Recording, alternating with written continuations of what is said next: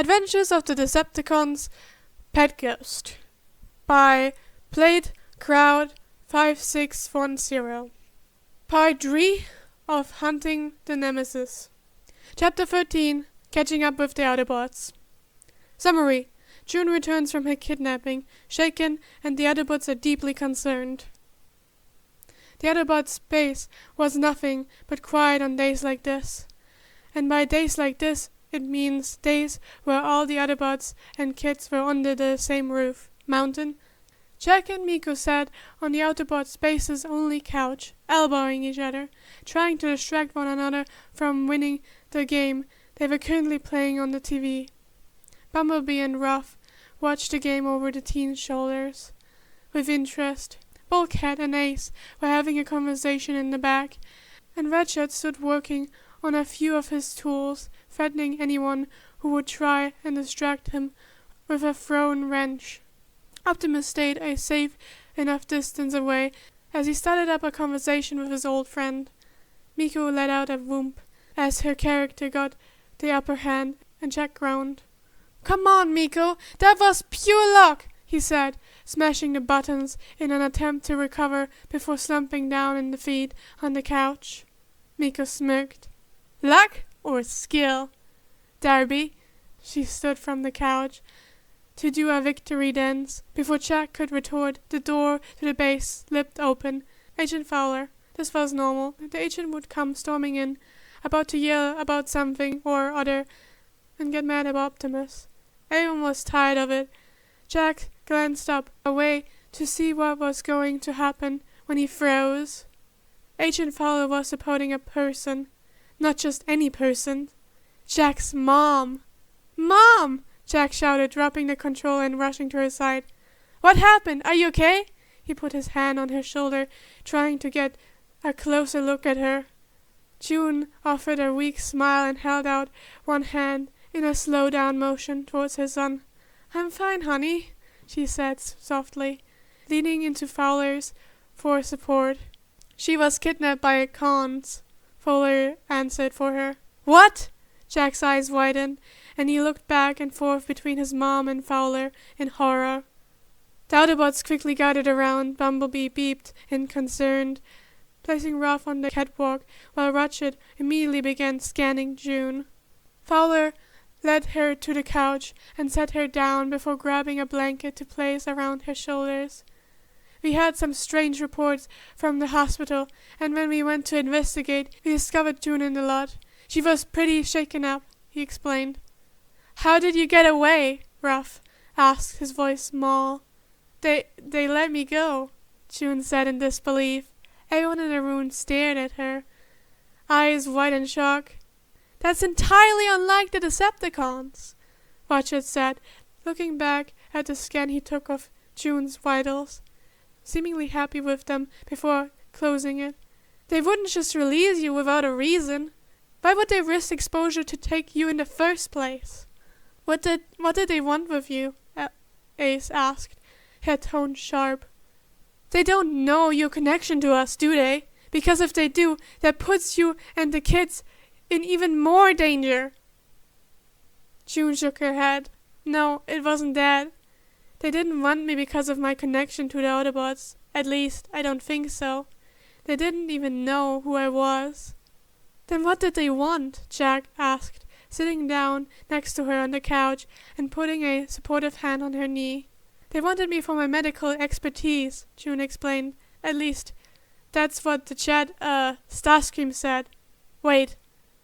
Miko held her hands up. "Starscream kidnapped you because you are a nurse?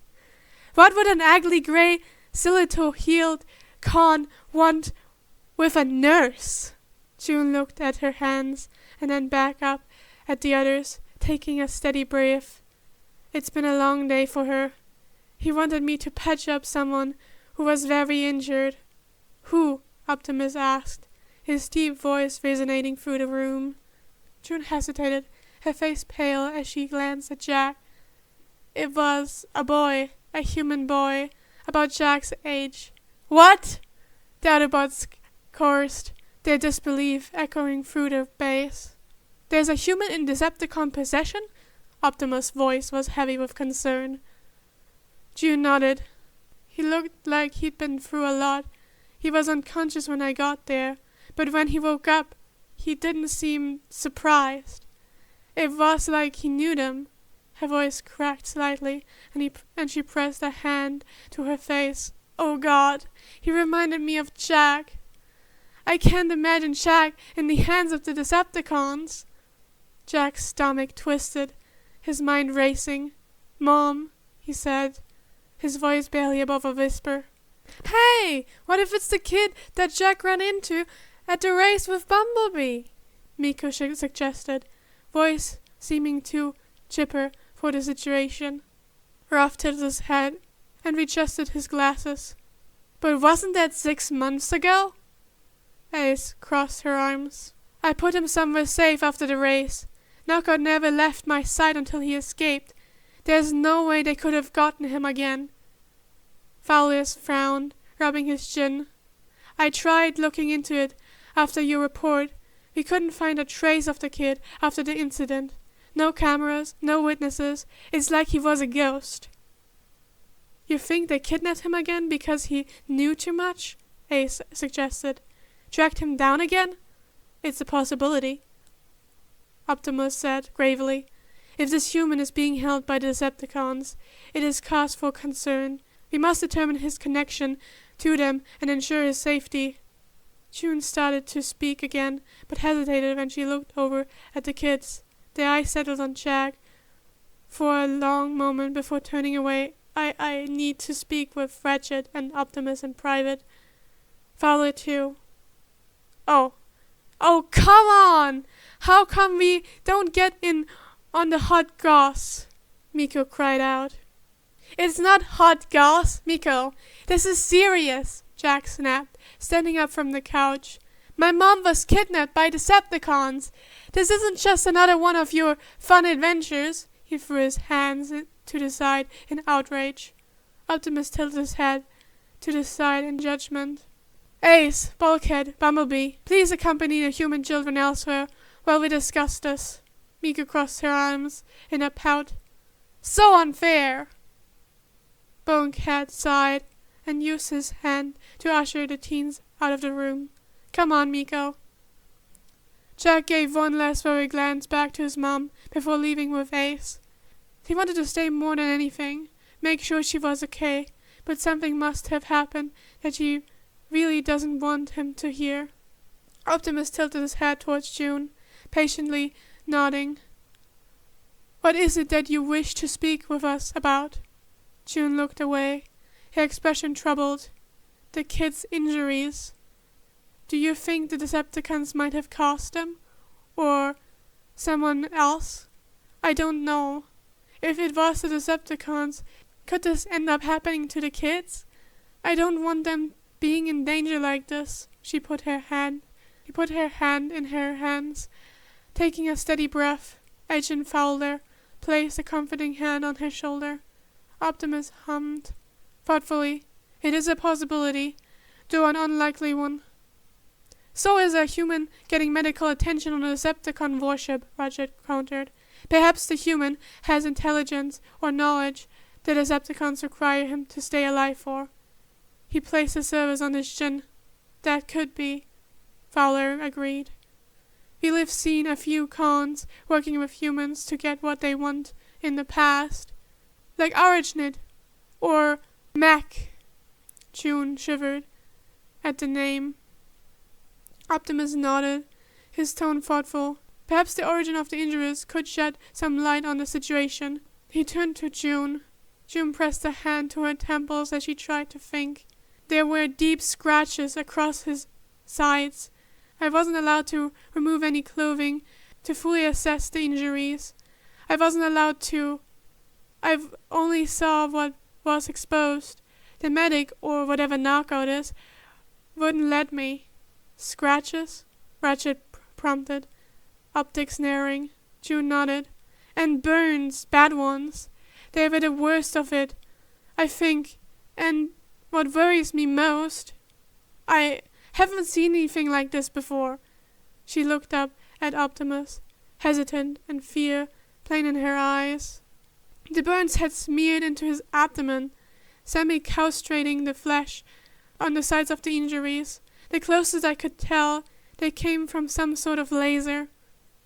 The only thing that I could see doing something like this are the blasters that you and the Decepticons use. They did seem incredibly unprepared for this too. There was blood everywhere. The 2 Decepticons in the room had their hands covered in it, as well as the table he was on. I don't know how the kid survived that long before I got there.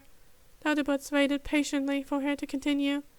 Knockout had tried to do some research before I arrived, she explained. He was looking up things online, human autonomy, medical procedures. At first I thought they were going to experiment on me, but no, Knockout had tried using a wielder to stop the bleeding. Some attempt to causterize the wounds. Agent Fowler grimaced. A wielder. June nodded. It worked, at least until I got there, but it made the injury worse in some areas. Still, it was clear they were trying to keep him alive. Roger tilted his head, surprise evident in his tone. Knockout. Trying to save a human's life with medical care. Never thought I'd see the day. June gave a weak smile. Even though they were short-tempered and upset, Knockout listened to what I said, and even wrote down notes, and Starscream was pacing the entire time. He wouldn't leave the room. Balder crossed his arms. If Starscream was there, then this kid was definitely important. The second-in-command wouldn't show up for just anyone. Indeed, Optimus agreed. Fowler placed his hands on his hip. Sounds like those blaster wounds are pretty damning evidence that the cons are, or culprits. It is not out of character for Decepticons to lash out with violence, even towards those they are allied with, Optimus said gravely, even if they later regret the action. June bit her lip. The kid said they didn't hurt him. I asked. I needed to be sure, and he said it wasn't them. Do you think he could be lying? Why would a kid lie to protect the cons? Fowler asked, his expression skeptical. I don't know, June admitted, but he didn't trust me either. Roger scoffed. You're telling me that while trapped on a Decepticon warship, the only other human around, he didn't trust you? June nodded. He flinched when he saw me. She glanced at the children to ensure they weren't listening before continuing. Then Starscream tried to kill me in response. The Autobot stiffened, very flickering across Optimus' unusual calm field. June raised her hand quickly. The kid stopped him. He told Starscream to take me back. And Starscream listened. I wanted the kid to come with me so he could be safe, but he wouldn't. He promised I'd be okay, though. She looked up at Optimus, her eyes pleading. I just want the kid out of there. If the cons did that to him, we have to make sure he's all right. Optimus nodded, his voice steady. We will do everything in our power to retrieve him. But we have not been able to locate the Nemesis for months now. Ratchet stepped forward. Was there anything you saw on the Nemesis that might help us track it? Anything at all? June shook her head. No, I was strapped on Starscream's chest component the whole time. I didn't see anything except the medbay. Optimus nodded to her. You have been through enough, June. Take a moment to rest. We will handle this from here.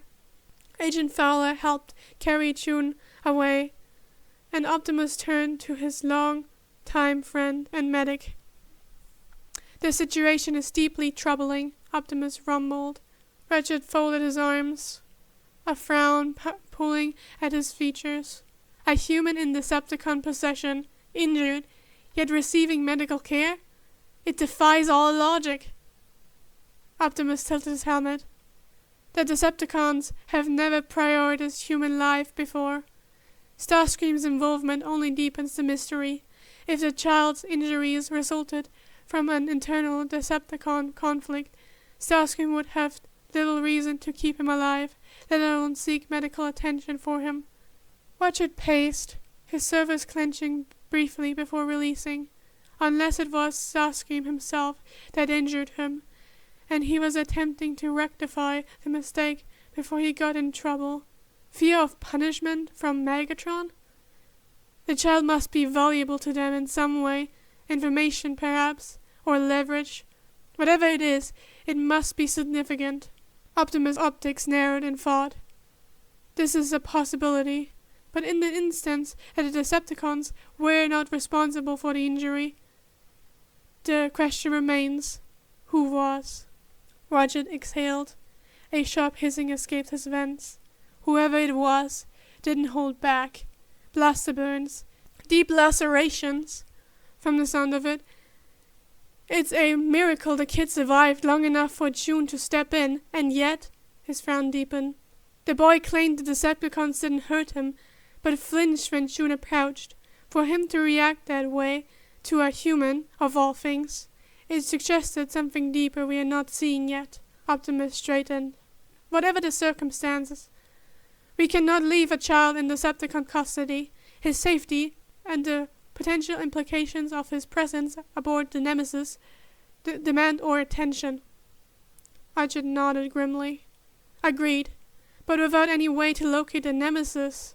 We will find it, Optimus said firmly, whatever it takes.